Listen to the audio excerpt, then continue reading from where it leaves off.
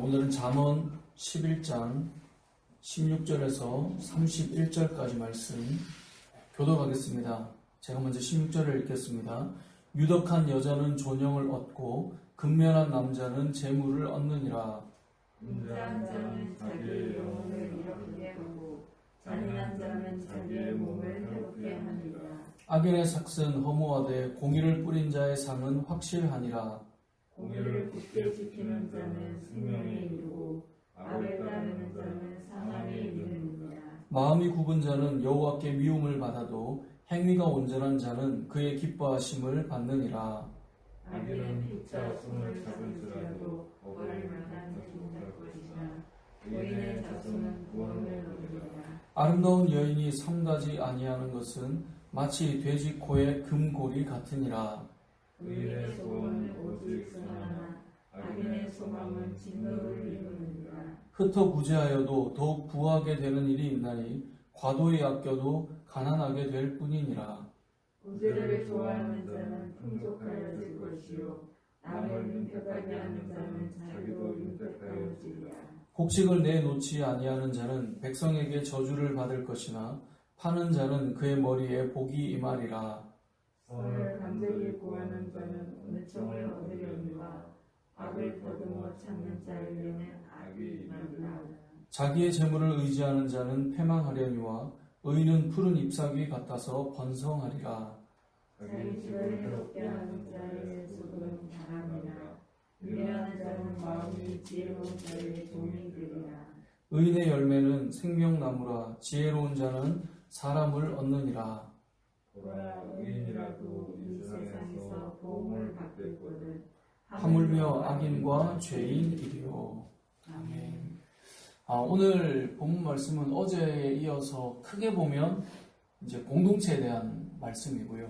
이 주제를 좁혀보면 자비를 베풀고 구제하는 삶, 나누고 베푸는 삶을 살라. 이제 이것이 오늘 본문의 내용입니다.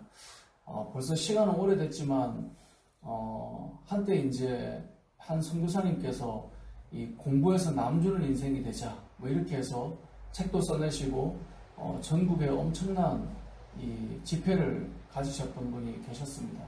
너 왜 공부하냐? 그러니까 대부분 공부하는 이유는 자기의 인생을 위해서, 자기의 삶을 위해서 이제 하는 거라고 생각하는데 이분께서는 늘 했던 말이 공부해서 남 주는 인생이 되라. 다른 이들을 위해서 공부하는 거다. 이제 이런 이야기들을 해보셨죠. 사실 우리의 인생을 잘 생각해 보면 우리에게 재물이 왜 필요할까요?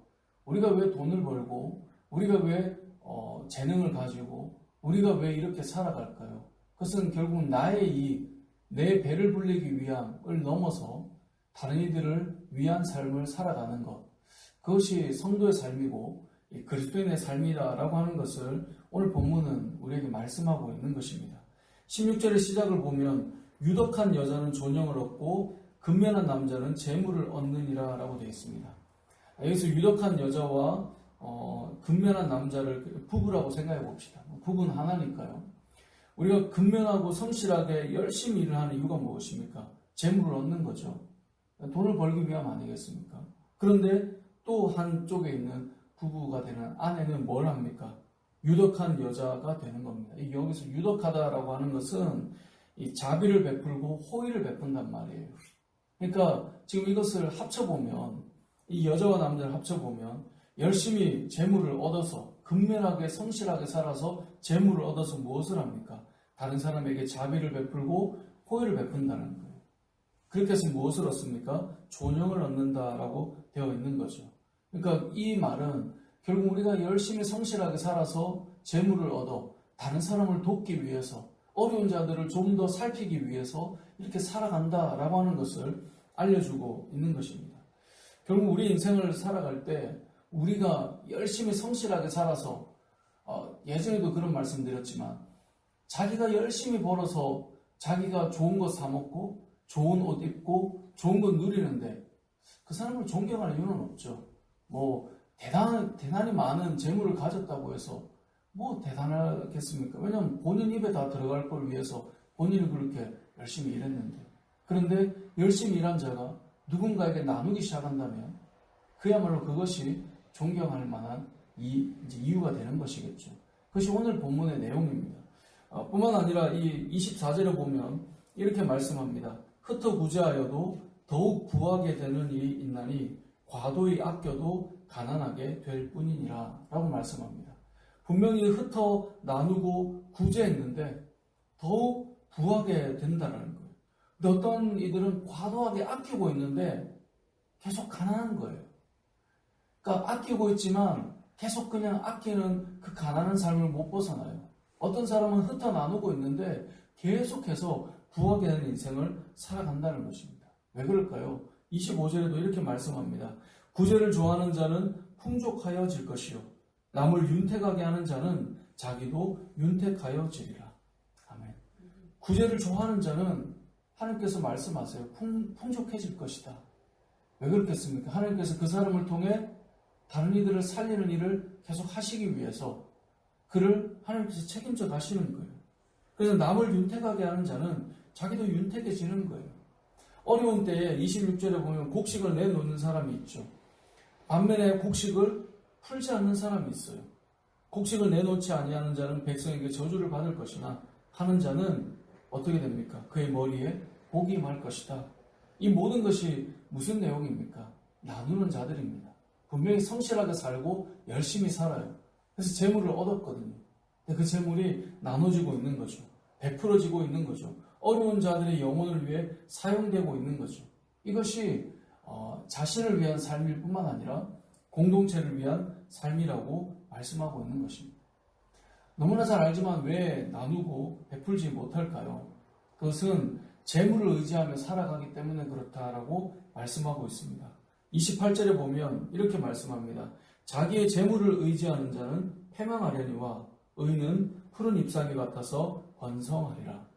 자기의 재물을 의지한다는 말은 무슨 말이겠습니까? 나누지 못하는 거예요. 왜요? 조금이라도 더 있으면 그게 나에게 조금이라도 힘이 된다고 믿기 때문에 나눌 수가 없는 거예요. 베풀 수가 없는 거예요. 왜냐하면 이게 나를 지켜줄 건데 이걸 어떻게 쓰겠냐는 거예요. 내가 이렇게 열심히 일해서 모았는데 이것이 나중에는 나와 나의 자녀와 우리 가정이 사는 것이 될 것인데 어떻게 나눌 수 있겠냐는 거죠. 그 마음이 뭡니까? 재물을 의지하는 거예요.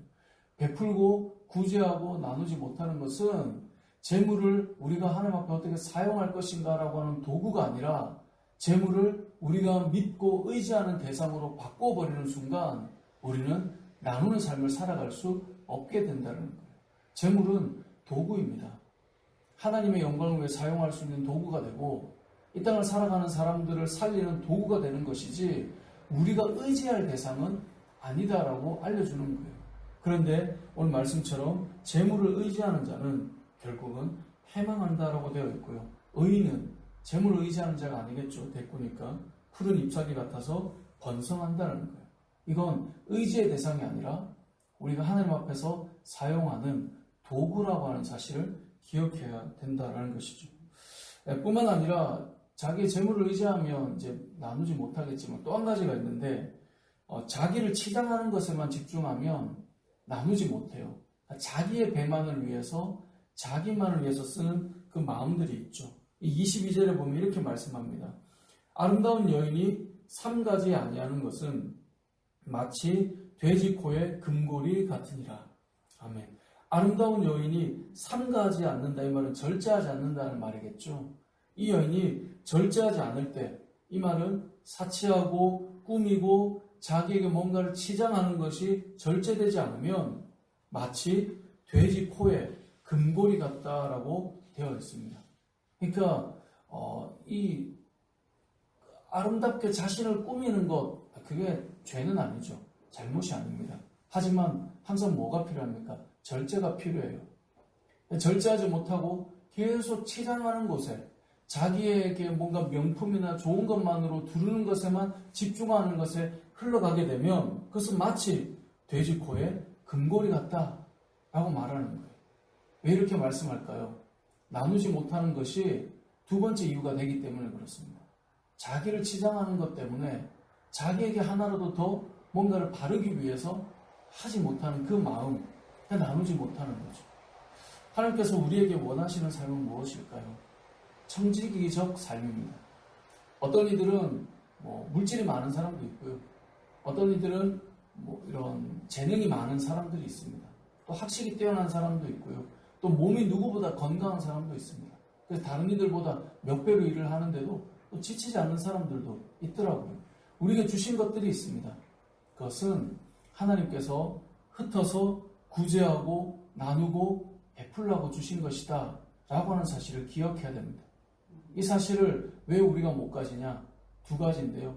재물이 도구가 아니라 주인이 되어버릴 때, 재물을 의지하며 살 때 거기에 끌려다니기 시작하고 그것을 함부로 쓰지를 못하는 거예요. 하나님께서 우리에게 베풀라고 하셔서 주신 것인데 아니 내가 근면하게 했는데 라고 생각할지 모르나 16절을 기억해야 되겠죠.